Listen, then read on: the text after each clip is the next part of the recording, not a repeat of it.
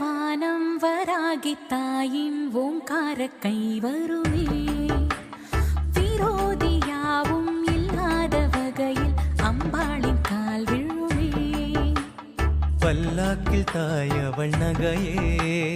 இல்லாமல் ஓடிடும் பகையே வராகி பூஜையின் பலமே